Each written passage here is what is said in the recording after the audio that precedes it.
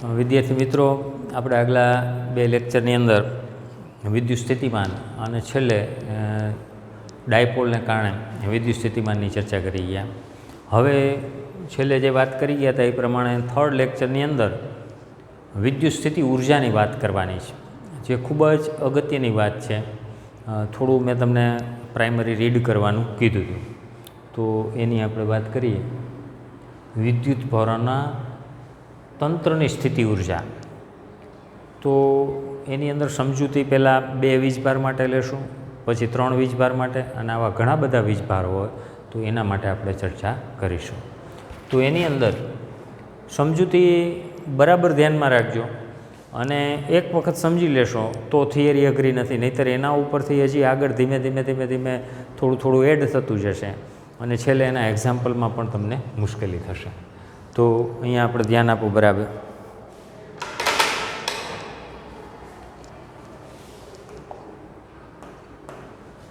તો વિદ્યુત ભારોના તંત્ર, એમાં આપણે પહેલાં 2 વિદ્યુત ભારની વાત કરી છે.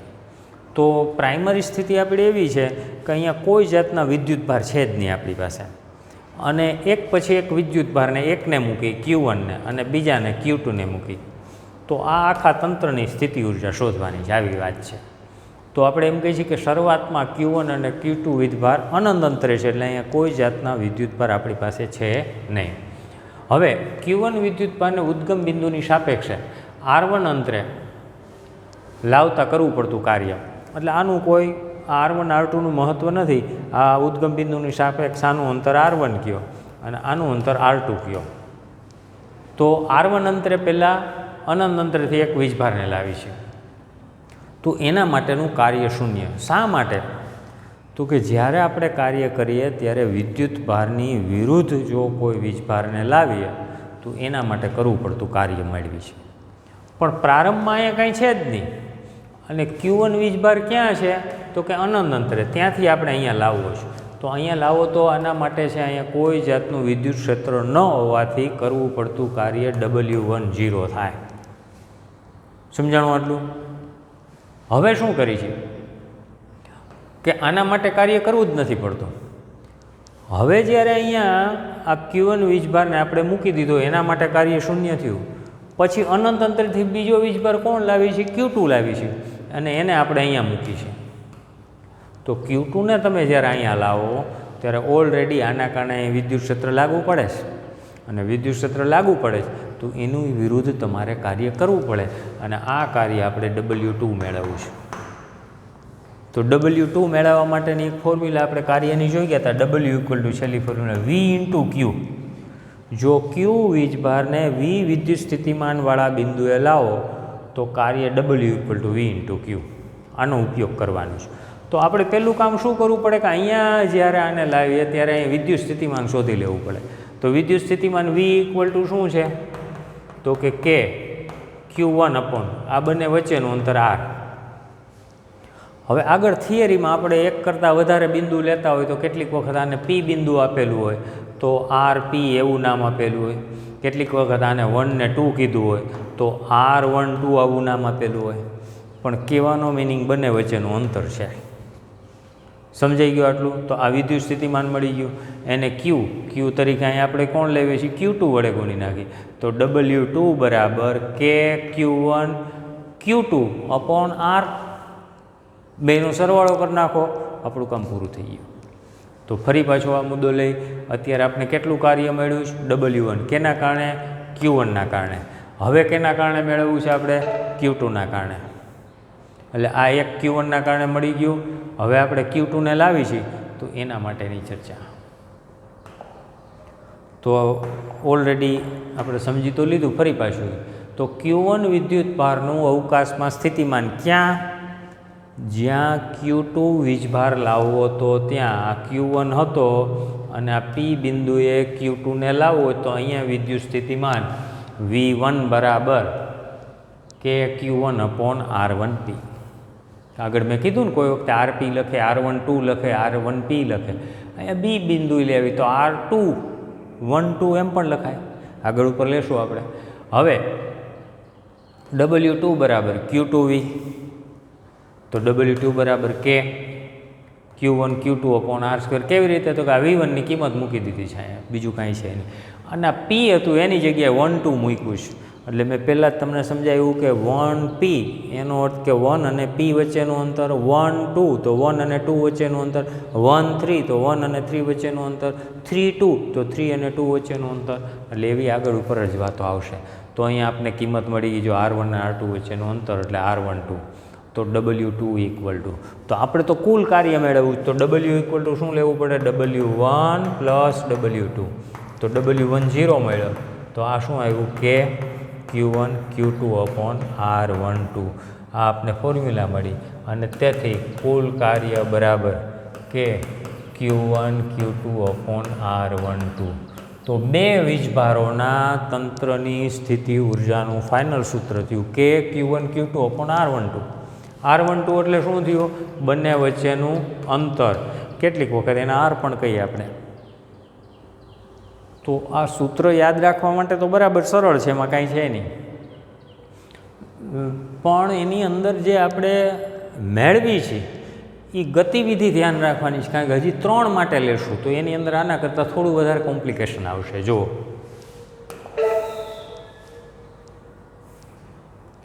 W1 W2 આ કાર્યને નામ આપી દીધું U એટલે સ્થિતિ ઉર્જા નામ થયું. આમ બે વિદ્યુત ભારોની તંત્રની સ્થિતિ ઉર્જા કેવી રીતે રજૂ થાય? તો કે તેમના ગુણાકારના સમપ્રમાણમાં અને તેમની વચ્ચેના અંતરના વ્યસ્ત પ્રમાણમાં છે. એટલે અહીંયા Q1 Q2 એ ગુણાકાર ઉપર અને અંતરના વ્યસ્ત પ્રમાણમાં. હવે એક બીજી અગત્યની વાત, આમાં આપણે એવું કર્યું હતું કે Q1 વીજભારને પહેલાં લાવ્યા અને પછી એના વિદ્યુત સ્થિતિમાનમાં કોને લાવ્યા? Q2ને લાવ્યા. તો આપણે એવો પ્રશ્ન થાય કે એમ ન કરવું હોય, મારે પહેલાં Q2 વીજભારને લાવવો છે અને પછી Q1ને લાવવાનું, તો તંત્ર તો પહેલાં હતું એવું જ થયું ને. તો એના જેવું જ તંત્ર થાય અને સ્થિતિ ઉર્જા પહેલાં જેટલી જ થાય. એટલે અહીંયા મુદ્દો આપણે કહીએ છીએ તેમની વચ્ચેના અંતરના વ્યસ્ત પ્રમાણમાં છે. જો પ્રથમ Q2ને લાવીએ અને પછી Q1ને લાવીએ તો સ્થિતિ ઉર્જા સમીકરણ 2 જેટલી જ મળે. એટલે તમારે ફરી પાછી એવું કરી શકાય કે Q2ને અહીંયા લાવો તો Q2 માટેનું કાર્ય કેવું મળે? 0 મળે. પછી એના કારણે સ્થિતિમાન અહીંયા મેળવો અને પછી Q1ને લાવો, એના કારણે ઉર્જા મેળવો અને આ પ્રમાણે લ્યો તો સૂત્ર આના જેવું જ મળશે.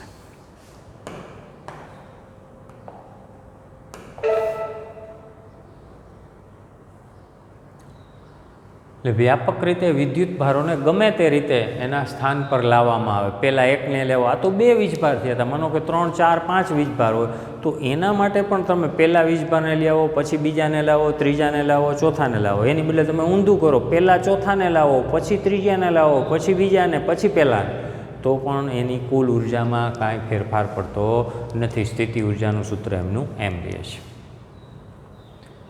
હવે આ સરસ, આના ઉપરથી પછી આપણે એક્ઝામ્પલ લેશું. બરાબર સમજો, ધ્યાન આપજો. આગળ આવી ગયું એ જ મુદ્દાને અહીં ચર્ચા કરી છે. ત્યાં 2 વીજભાર હતા, હવે 3 વીજભારની વાત કરી છે. તો Q1 Q2 Q3 3 વીજભાર અનંત અંતરેથી લાવીશ. એટલે શરૂઆતમાં આપણી પાસે અહીંયા કાંઈ નથી. આ Q1 Q2 Q3 ત્રણેય વીજભાર ક્યાં છે? આ અનંત અંતરે. હવે ત્યાંથી આપણે અહીંયા લાવવાના છે અને એને ગોઠવી દેવાના છે. અને ગોઠવી દે એટલે એની તંત્રની સ્થિતિ ઉર્જા શોધવી. તો શું કરશું? પહેલાં આપણે લઈ ગયા હતા એ રીતે પહેલાં Q1ને ઉપાડી છે અને એને લાવીને અહીંયા મૂકી દીધું Q1ને. તો આના માટેનું કાર્ય કેટલું મળે?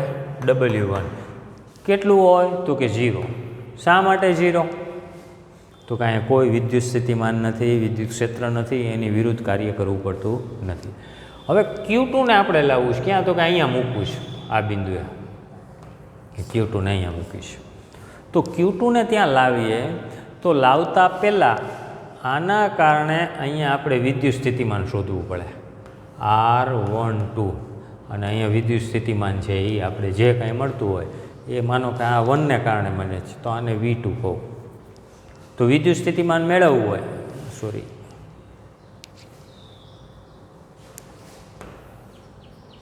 V1 કહું તો V1 બરાબર એટલે સમીકરણ 1. તો હવે શું કરશું? Q2ને લાવતા પહેલાં આને 1 અને આને 2 કહું તો 2 બિંદુએ Q1ને કારણે વિદ્યુત સ્થિતિમાન V1 બરાબર કેટલું થાય, અથવા V12 એવું નામ આપવું, એટલે 1 ને કારણે 2 ઉપર વિદ્યુત સ્થિતિમાન કે Q1 અપોન અંતર કેટલું, તો કે R12. તો હવે 2 બિંદુએ Q2 વીજભારને લાવો.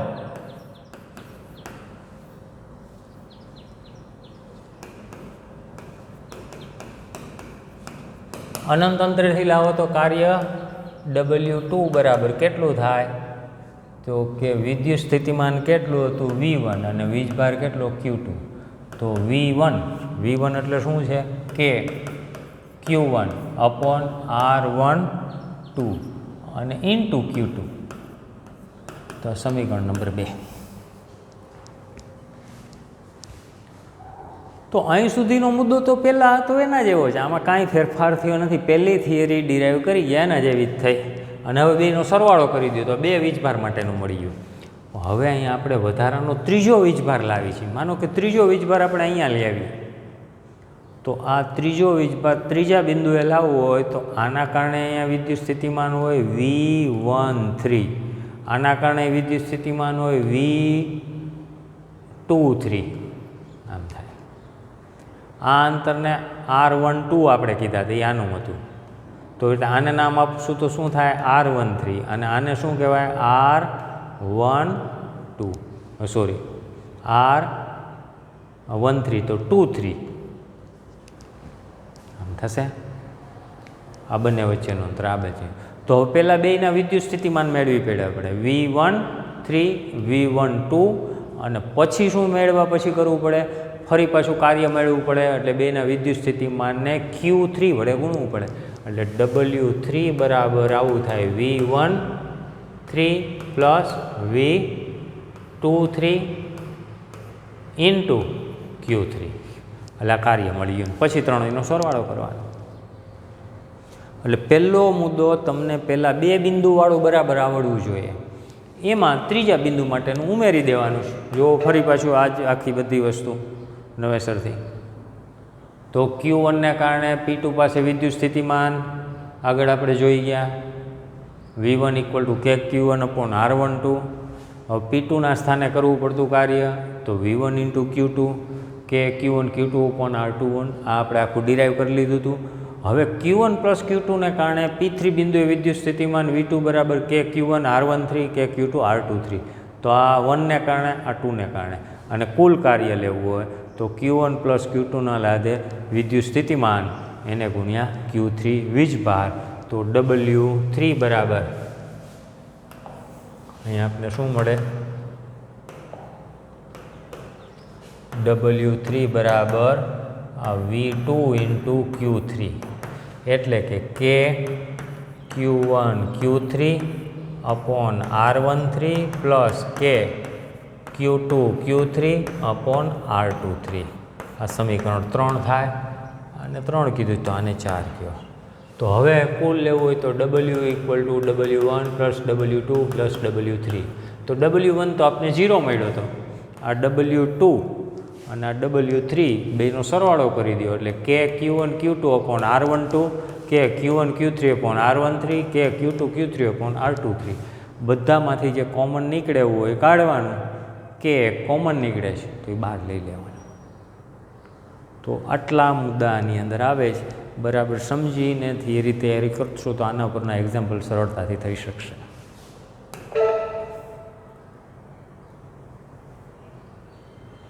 આ આખી વસ્તુ Q1 Q2 W1 W3 બધી કિંમત મૂકી દીધી છે. પહેલી 0 મૂકી દીધી છે આની કિંમત. આ કિંમત અહીંયા શું મૂકી 0, આ 2ની મૂકી, આ 3ની મૂકી, આ કેટલીની છે 2ની, અને 3ની આ આખી બધામાંથી કે કોમન કાઢી લીધો એટલે આપણી ફોર્મ્યુલા થઈ ગઈ. અને સમીકરણ 3 એ આગળ ઉપર જોઈ ગયા, 2 જ વીજભાર માટેનું હોય Q1 Q2નું. તો એમાં કોઈ પણ ચિહ્ન Q1 Q2 ગ્રેટર ધેન 0 હોય, એટલે કે બંને ઋણ હોય અથવા બંને ધન હોય તો ગ્રેટર ધેન 0 થાય તો સ્થિતિ ઉર્જા કેવી મળે, ધન મળે. એટલે કે અહીંયા સમીકરણની અંદર આપેલું હતું આમાં ધન ને આ ધન, તો એ ધન મળે. આ એક ઋણ હોય ને એક ધન હોય, એક ધન હોય ને એક ઋણ હોય તો <0 થાય તો સ્થિતિ ઉર્જા ઋણ મળે. તો નિશાની જ્યારે મૂકવાની થાય ત્યારે આપણે ખ્યાલ આવે. તો આટલી ચર્ચા 3 વીજભાર માટે ખૂબ અગત્યની છે અને એના ઉપરનો એક એક્ઝામ્પલ લે એટલે પાછી આ થિયરી છે આપણે ક્લિયર થાય.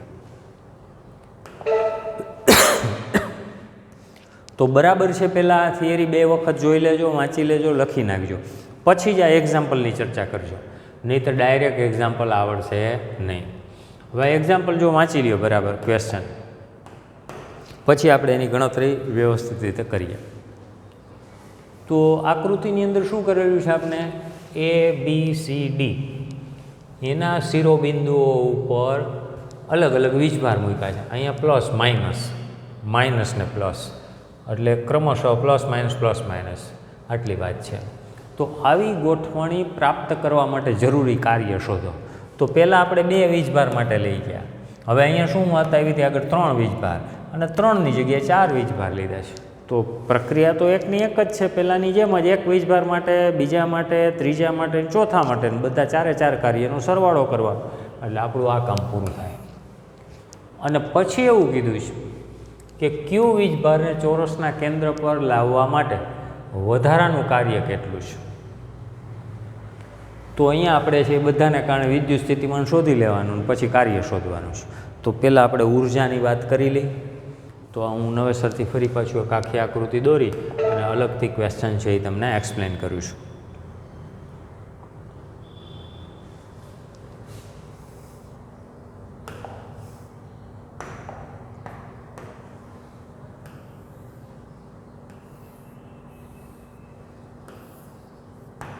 તો A, B, C અને D આ બિંદુ લીધા છે.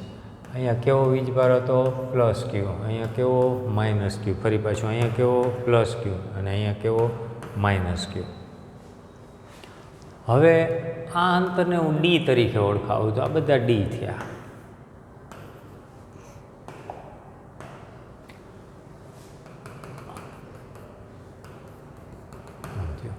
તો આ અંતર D, આ અંતર D. તો આ અંતર કેટલું થાય? તો કે કાટકોણ ત્રિકોણ, એટલે D² + D², એટલે 2D², અને એનું રૂટ લ્યો એટલે √2D આ અંતર. એવી જ રીતે આ અંતર પર કેટલું થાય?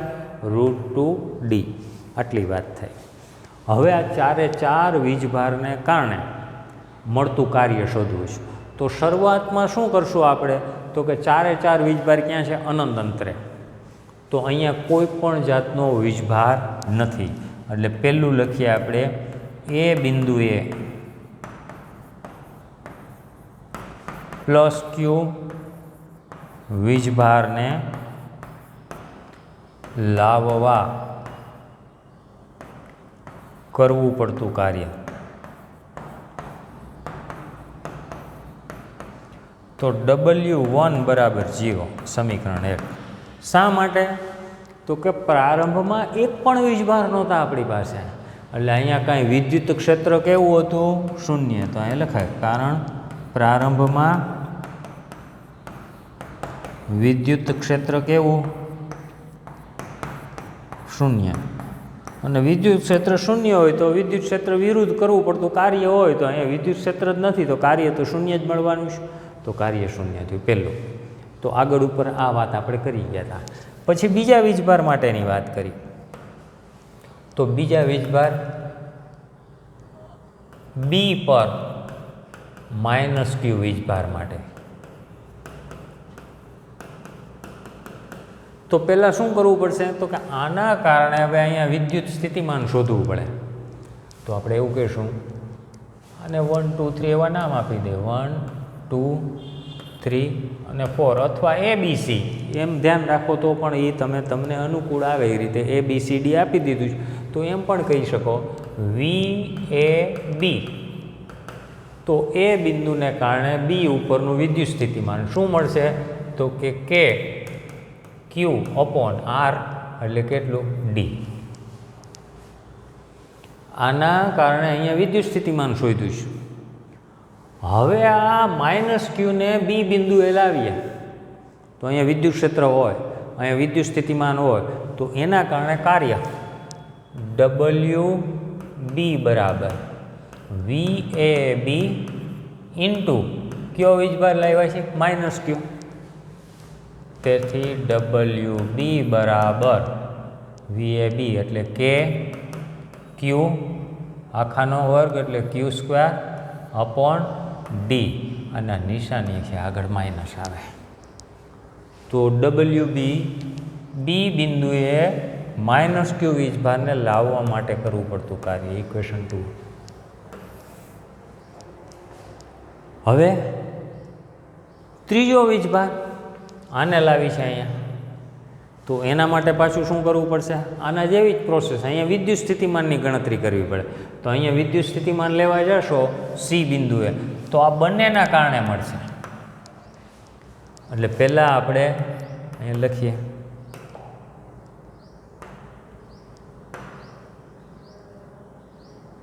સી પર પ્લસ ક્યુ વીજભાર માટે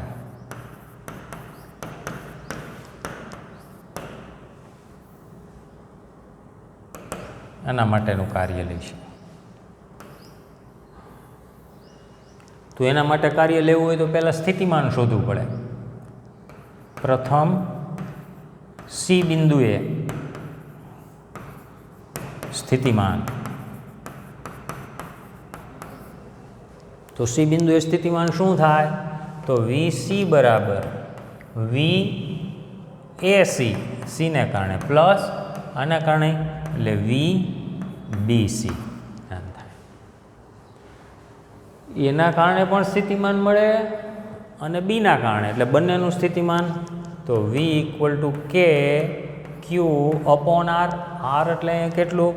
√2D પ્લસ આના કારણે સ્થિતિમાન તો K - Q અપોન અંતર તરીકે કેટલું? D. જો બરાબર ઉતરે છે મગજમાં ક્રમશઃ. જો થિયરી એટલે મેં કીધી હતી કે આગળની થિયરી તમે બરાબર સમજાવો તો આમાં વાંધો નથી. હવે કાર્ય મેળવ્યું તો આની જેમ WC, સી બિંદુએ સ્થિતિમાન, તો શું કરવું પડે? VC ઇન્ટુ કયો વીજભાર લાવી છે? ક્યુ વીજભાર. તો ડાયરેક્ટ અહીંયા હું લખું તો WC બરાબર આ આખાની સાથે આ ક્યુને ગુણાકાર કરતો જાઉં છું, તો KQ સ્ક્વેર અપોન √2D, અને આની સાથે પાછું ક્યુનો ગુણાકાર કરો એટલે અહીં નિશાની minus KQ square upon D. સમીકરણ નંબર 3 થયું. તો ત્રીજા વીજભારને કારણે મળતું કાર્ય આમ થયું. હવે શું કરશો તમે આમાં? વિચારો. ડી બિંદુએ મેળવવું છે, તો ડી બિંદુએ મેળવવા માટે શું કરશું ફરી પાછું? તો કે એકના કારણે વિદ્યુત સ્થિતિમાન, બીજાના કારણે, ત્રીજાના કારણે, એટલે કુલ વિદ્યુત સ્થિતિમાન અને ફરી પાછું કાર્ય. જો થોડી મહેનત કરવી પડે એવું છે, વધારે પડતી ગણતરી છે, બાકી કાંઈ નથી. તો હવે શું લેશું? ડી પર -Q વીજભાર માટે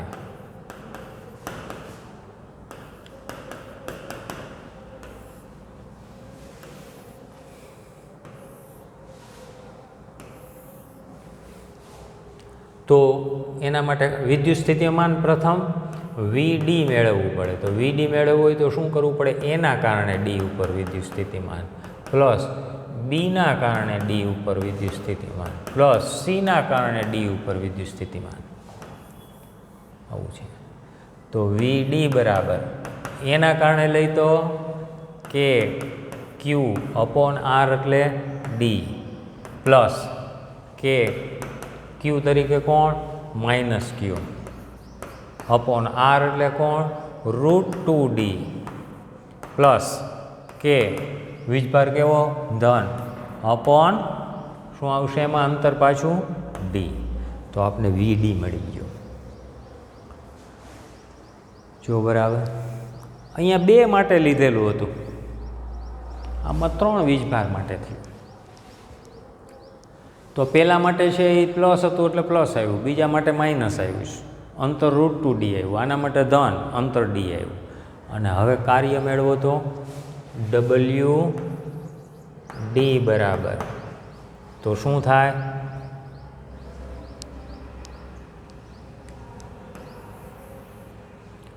WD બરાબર શું થશે? તો કે VD ઇન્ટુ કેવો વીજભાર લાવે છે? માઇનસ ક્યુ છે એટલે માઇનસ ક્યુ. આમ થયા. તો હવે એના માટેનું કાર્ય તો WD બરાબર આ માઇનસ ક્યુ છે બધાને ગુણી નાખવાનું છે એટલે પહેલામાં માઇનસ કે ક્યુ into Q square upon D.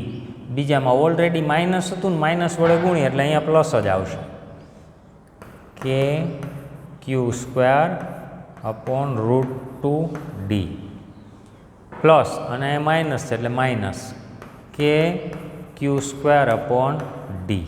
આમ થયું. આ ઇક્વેશન નંબર 4 આવું થયું. ચાલો ક્લિયર. 1 મેળવું, 2 મેળવું, 3 મેળવું, 4 મેળવું. હવે શું કરવાનું થાય આપણે? તો કે 4 એ 4નો સરવાળો કરવાનો. તો પહેલાં માટેનું કાર્ય 0 છે. હવે આટલું હું રિમૂવ કરી નાખું છું, આટલો પોર્શન.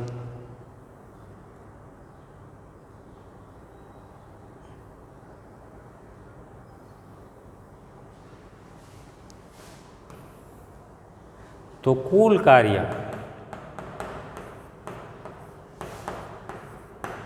કેનું? આખા તંત્રનું, 4 એ 4 વીજભારોના તંત્રનું કુલ કાર્ય W બરાબર W1 plus W2 plus W3 plus W4. સરવાળો કરો તો W બરાબર 1 માટેનું 0, 2 માટેનું ઇક્વેશન 2 માટેનું તો કે ક્યુ સ્ક્વેર અપોન ડી. પણ એ નિશાની કેવી છે? માઇનસ છે એટલે હું અહીંયા ઋણ મૂકી દઉં છું.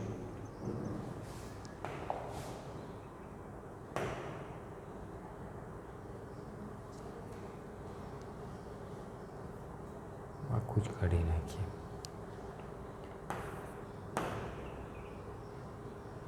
તો W1 એટલે 0 માઇનસ કે ક્યુ સ્ક્વેર અપોન ડી. પછી આના માટે લેશું તો આનું કાર્ય આપણે મળ્યું છે અહીંયા. તો એમાં પહેલાં પ્લસ કે ક્યુ સ્ક્વેર અપોન √2D પછી માઇનસ કે ક્યુ સ્ક્વેર અપોન ડી અને ફરી પાછું લેવા જાઓ તો 2 માઇનસ છે એટલે -2 કરીને મૂકી દો. -2 કે ક્યુ સ્ક્વેર અપોન ડી અને પ્લસ કે ક્યુ સ્ક્વેર અપોન √2D. જુઓ બરાબર, પહેલાંના કારણે, આ બીજાના કારણે, ત્રીજાના કારણે કે ક્યુ સ્ક્વેર પ્લસ આ માઇનસ. અને અહીંયા જે મૂક્યું છે આ બંને છે એ સ્ટેપને મેં સાથે લઈ લીધેલા છે એટલે -2 કે ક્યુ સ્ક્વેર અપોન ડી. અને હવે આ બધામાં કોમન છે એ આપણે લઈ લઈએ.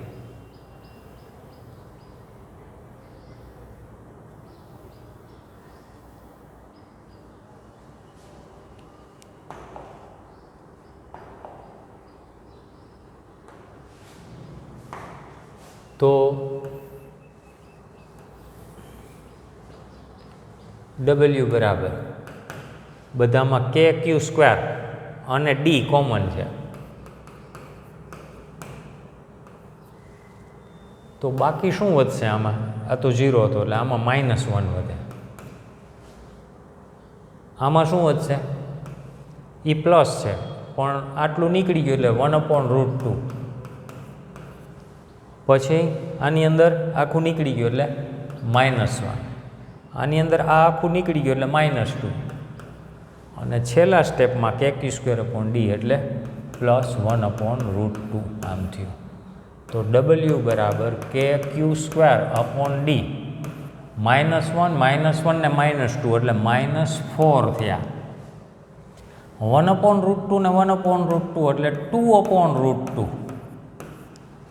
એટલે W ઇક્વલ ટુ કે ક્યુ સ્ક્વેર અપોન ડી. આ 2/√2 એટલે ઉપર √2 થઈ જાય કારણ કે 2 એટલે √2 ઇન્ટુ √2/2 એટલે આ બે કટ થઈ ગયા તો ખાલી √2 વધે.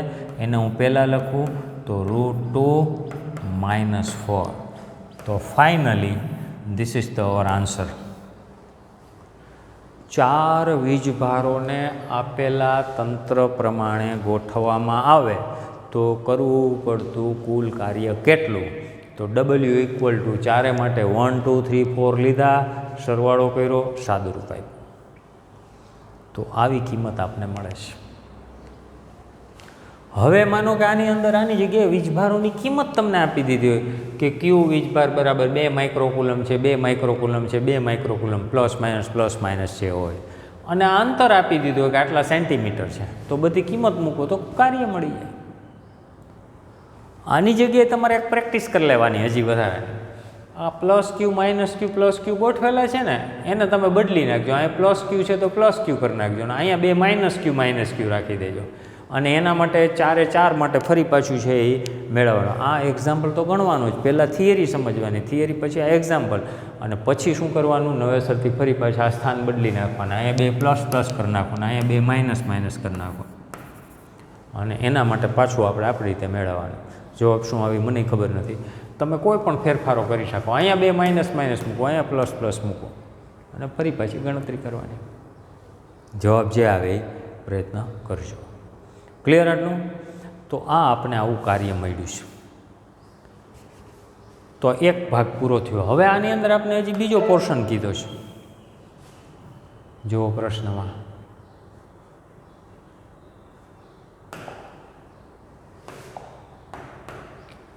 બીજું કીધું છે 4 વિદ્યુત ભારોને તે શિરોબિંદુ પર જકડી રાખે, એટલે આને આમનામાં અહીંયા બરાબર જકડી રાખેલા છે. હવે Q0 ને ચોરસના કેન્દ્ર પર લાવવામાં આવે તો વધારાનું કાર્ય કેટલું? તો આપણે ચારેયના કારણે અહીંયા શું મેળવવું પડે? વિદ્યુત સ્થિતિમાન મેળવવું પડે, અને પછી વિદ્યુત સ્થિતિમાન આના કારણે VA, VB, VC અને VD બધાનો સરવાળો કરો એટલે V મળે, અને પછી W equal to V into Q0. બધા માટેની પ્રોસિજર તો સરખી જ છે. તો તમારે આના કારણે વિદ્યુત સ્થિતિમાન મેળવવાનું, આના કારણે ગણતરી કરીને સ્ટેપ બતાવવાના. પણ વગર ગણતરી આપને ખબર પડે ખરી કે આ બધા જ વીજભારોના મૂલ્ય સરખા છે, પ્લસ અને માઇનસ એટલો ફેર છે, દરેક માટેનું અંતર સરખું છે. એટલે V ઇક્વલ ટુ KQ/R સૂત્ર પ્રમાણે આનું વિદ્યુત સ્થિતિમાન થાય એટલું જ આનું થાય, આનું થાય એટલું જ આનું થાય. આ બંનેના સરખા, આ બંનેના સરખા, આ 2 માઇનસ ને આ 2 પ્લસ, એટલે કુલ વિદ્યુત સ્થિતિમાન 0 થાય. તો W equal to 0 into Q0 બરાબર 0. પણ આપણે 2-3 સ્ટેપ લખવાના કે આના કારણે વિદ્યુત સ્થિતિમાન આટલું, આના કારણે આટલું, અને પછી બતાવવાનું. તો આખો એક્ઝામ્પલ સરસ છે, બરાબર સમજીને 2 વખત 3 વખત ગણજો તો આગળ વાંધો, કારણ કે પછી હજી જેમ આગળ વધતા જશું એનું કોમ્પ્લિકેશન વધતા જશે. એટલે આગળનો મુદ્દો બરાબર ક્લિયર નહીં હોય તો પાછળ તકલીફ થશે.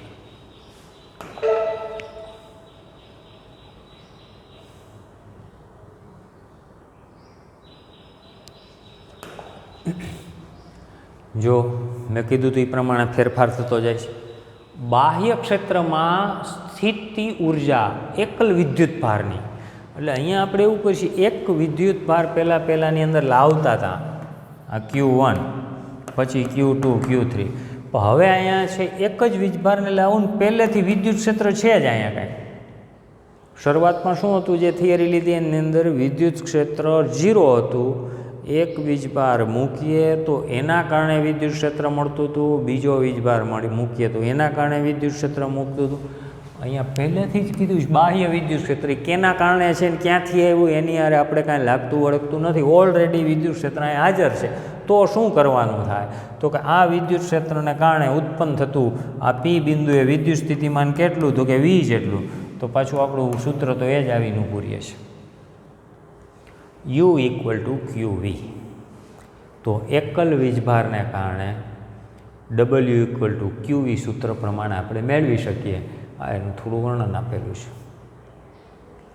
હવે એમાં કોમ્પ્લિકેશન શરૂ થશે. આ તો બહુ સરળ થઈ ગયું.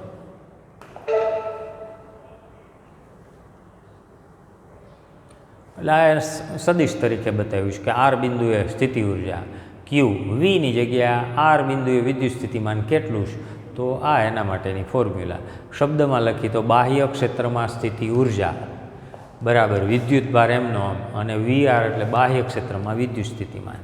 એકની એક વાત, આમાં કાંઈ છે નહીં. પણ હવે એમાં ફેરફારો થાય છે. એ પહેલાં આ પણ થોડી વધારાની માહિતી આપેલી છે.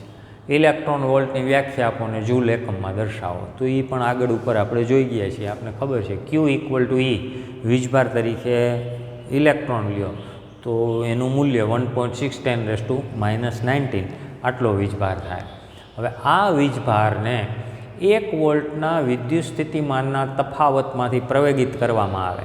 એટલે બે બાજુ વિદ્યુત સ્થિતિમાનનો તફાવત કેટલો આપ્યો છે? 1 વોલ્ટ. અને અહીંથી કોને પાસ કરી છે?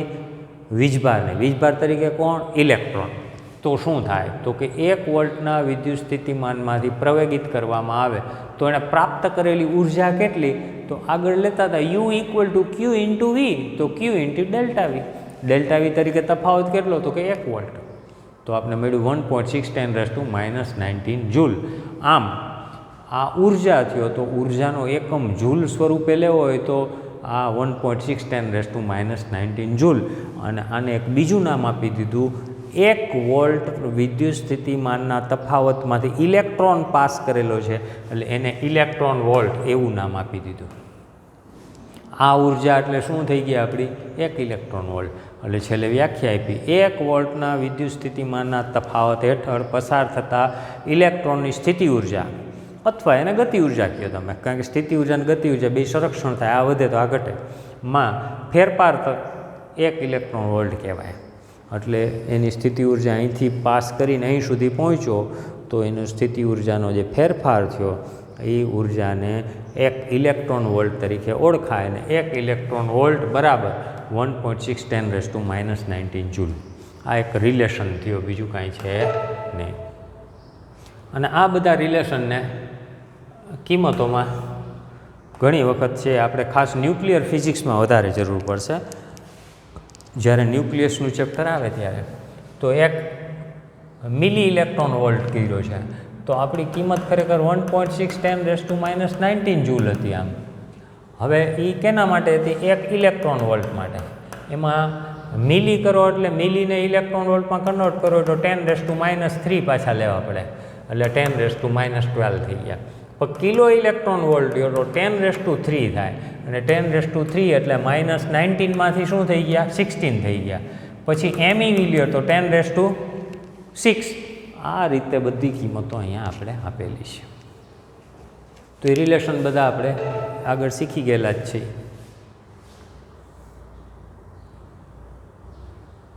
હવે અહીંયા થોડું કોમ્પ્લિકેશન શરૂ થયું. જો પાછું સમજો બધું શું શું આપણે વાત જોઈ ગયા. પહેલાં વિદ્યુત ક્ષેત્ર વગર 1 વીજભારને કારણે, પછી 2 વીજભારને કારણે, પછી 3 વીજભારને કારણે, પછી 4 વીજભારવાળો દાખલો લીધો. પછી શું કીધું? 1 વીજભારને બાહ્ય વિદ્યુત ક્ષેત્ર પહેલે થતું એમાં મૂક્યું. હવે શું કહી છે કે બાહ્ય ક્ષેત્રમાં 2 વિદ્યુતભારને મૂકી છે. એટલે પહેલેથી બાહ્ય ક્ષેત્ર તો હતું જ અને એમાં 2 વીજભાર મૂક્યા. તો એના માટે શું કરવું?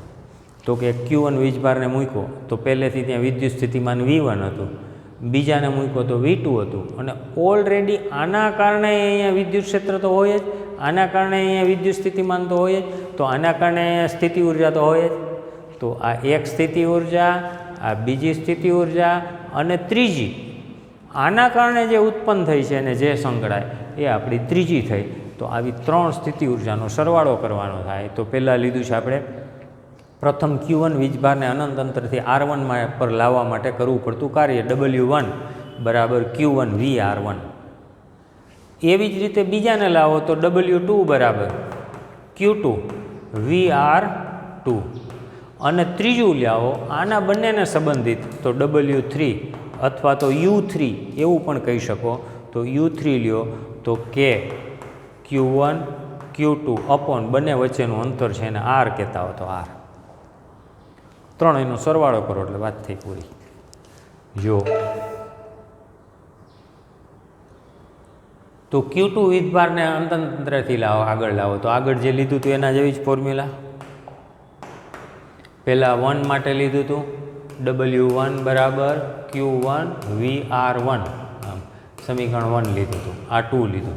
અને આ છેલ્લે જે મેં સમજાવ્યું એ પ્રમાણે Q1 અને Q2 બંને સાથે સંકળાયેલું કાર્ય W કે Q1 Q2 અપોન R12 અને ત્રણે ત્રણનો સરવાળો કરો તો આવી આપણે ફાઇનલ ફોર્મ્યુલા મળી.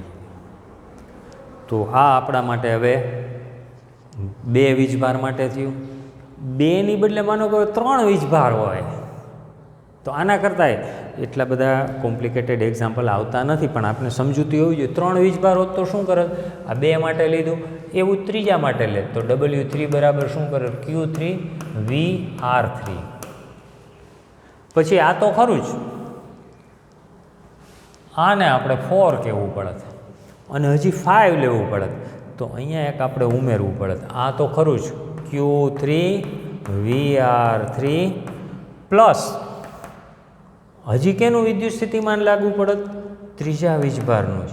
એટલે એના માટે કે અહીંયા છે એ આ જે સૂત્ર લીધું છે એવું છે, આપણે Q1ને કારણે 3 ઉપર R13 લેવું પડે પ્લસ કે Q2ના કારણે લેવું પડે અને R23.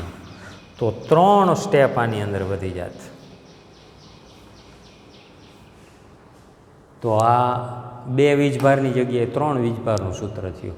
હવે આવા તમે વીજભાર વધારતા જાઓ તો સ્ટેપ વધતા જાય. દરેક વખતે આ તો ખરા જ, આ તો બાહ્ય વીજભારને કારણે મળશે, બાહ્ય વિદ્યુત ક્ષેત્રના કારણે. પણ જે આગલી થિયરીમાં લઈએ એ રીતે જે તે વીજભાર છે એનું સ્થિતિમાન કારણભૂત થાય, આ એની અસર છે, આ એની અસર, આ સ્ટેપ એનું છે. આ આપણું મૂળ વિદ્યુત ક્ષેત્રવાળું, આ વિદ્યુત ક્ષેત્રવાળું. તો આટલી વાત આની અંદર છે.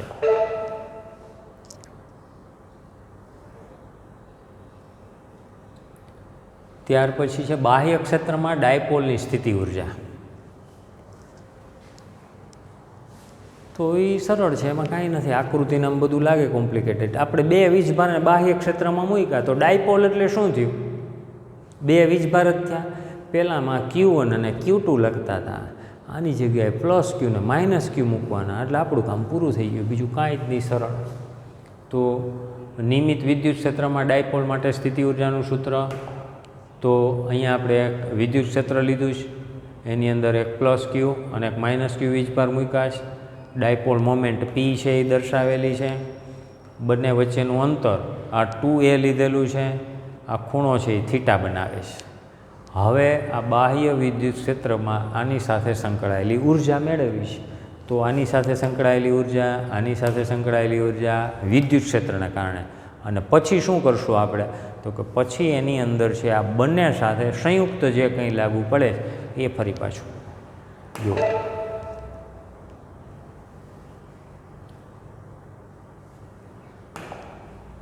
તો અહીંયા આપણે આ જે બતાવેલું છે એ આમાં ઓલરેડી આકૃતિમાં બતાવ્યું નથી, ખાલી સમજૂતી પૂરતું છે કે આ પ્લસ Q વીજભાર છે. તો આના ઉપર F = QE બળ આ બાજુ લાગે, આના ઉપર F = -Q બળ આ લાગે, અને આ બળ લાગવાથી એના ઉપર ટોર્ક લાગે, અને ટોર્ક લાગવાથી એનું સ્થાનાંતર થાય.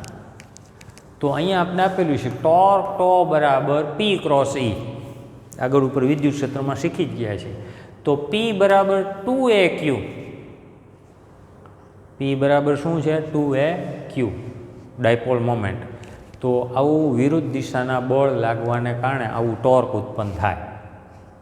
આગળ P અને E સમાંતર કે પ્રતિ સમાંતર સિવાયની સ્થિતિમાં ટોર્ક છે એને ભ્રમણ કરાવે. આમ રાખેલું હોય તો ભ્રમણ થઈને આમ ગોઠવાય, બરાબર છે. આમ ગોઠવાઈ ગયેલું હોય તો કાંઈ વાંધો નથી. હવે ડાયપોલ પર ટોર્ક લાગતા ધારો કે ડાયપોલ સૂક્ષ્મ ખૂણા ડેલ્ટા થીટા બરાબર θ1 થી θ0 સુધી સ્થાનાંતર કરે છે. એટલે આ આપણે ડાયપોલ બતાવેલી છે. આ ખૂણો થીટા બનાવ્યો તો એના આપણે 2 ભાગ કરી નાખાય કે આ પ્રારંભનો ખૂણો છે આને હું θ1 કહું અત્યારે, અને પછી છે અહીંયા આવે એને θ0 કહું, તો આટલું સ્થાનાંતર થયું. અથવા આને θ1 કહું અને અહીંયા આવે તો θ0 થયું. તો નાના સ્થાનાંતર ડેલ્ટા થીટા માટેનું કાર્ય dw કહેવાય, ડેલ્ટા w કહેવાય. તો શું સૂત્ર મળે? તો W બરાબર સાદું સૂત્ર આપણું હતું F × D, બળ ગુણ્યા સ્થાનાંતર. અહીંયા ટોર્ક લાગે છે તો W બરાબર ટોર્ક × થીટા આમ થાય. આ કોણીય સ્થાનાંતર થયું ને આ કોણીય બળ એને ટોર્ક કહે છે. તો આ સૂત્ર નવું નથી, નહીંતર અહીંયા કાંઈક પાછું આપણે અજુગતું લાગશે. આ ડેલ્ટા થીટા એટલે કોણીય સ્થાનાંતર, અને બળની જગ્યાએ ટોર્ક લીધું છે, તો delta W equal to T delta theta બરાબર આ પી ક્રોસ ઈ એટલે પીઈ સાઇન થીટા એવું પણ લખી શકાય. ટોર્ક ટો બરાબર શું લખાય? પી ક્રોસ ઈ એટલે પીઈ સાઇન થીટા, એ પીઈ સાઇન થીટા મૂકી દીધું છે, અને ડી થીટા. એટલે આમાં ધ્યાન આપજો બરાબર, કારણ કે નહીંતર આ ક્યાંથી પ્રગટ થયું ખ્યાલ નહીં આવે. આ રીતે લીધેલું છે, પછી મગજમાં એકવાર આવી ગયું પછી વાંધો નથી. પી સાઇન થીટા ડી થીટા ક્યાંથી આવ્યું?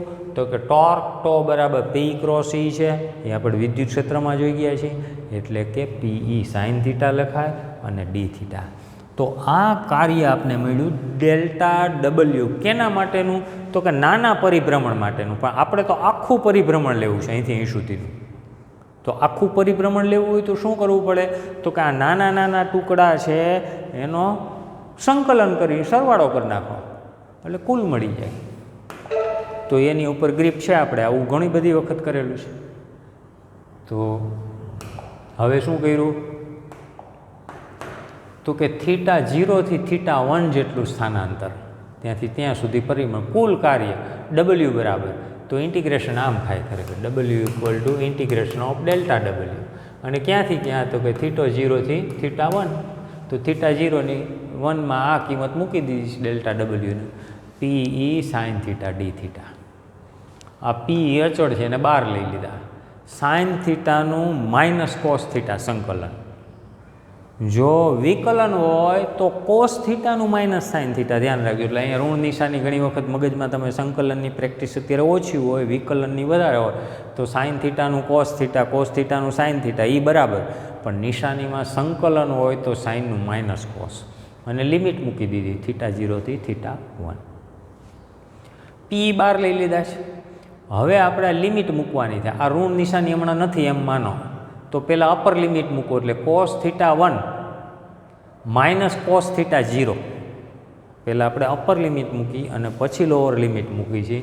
પણ આ ઋણ નિશાની છે એને ડાયરેક્ટ એણે આપી દીધી છે, એટલે એક સ્ટેપ છે એમાં લખેલું નથી. તો શું થાય? Cos theta 1 minus cos theta 0ની જગ્યાએ ઋણ નિશાનીને કારણે શું આવ્યું?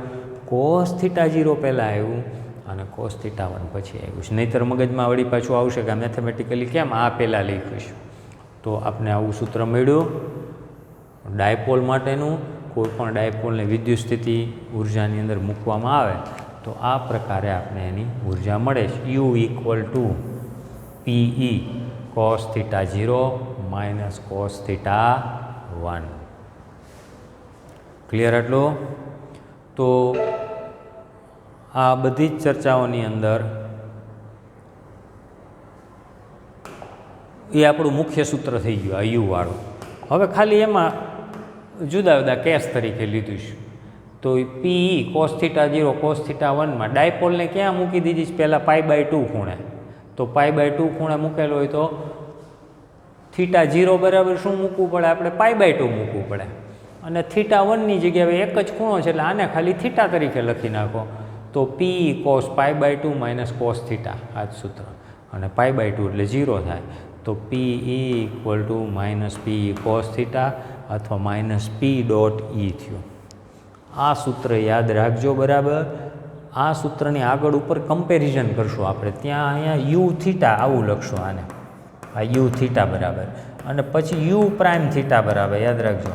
આ બેને કમ્પેરિઝન કરશું તો બે એક જેવી જ ફોર્મ્યુલા છે એ આપને જાણવા મળશે. આની વાત ફરી પાછી આવશે. આ આપણું યુ અથવા તો યુ થીટા થયું.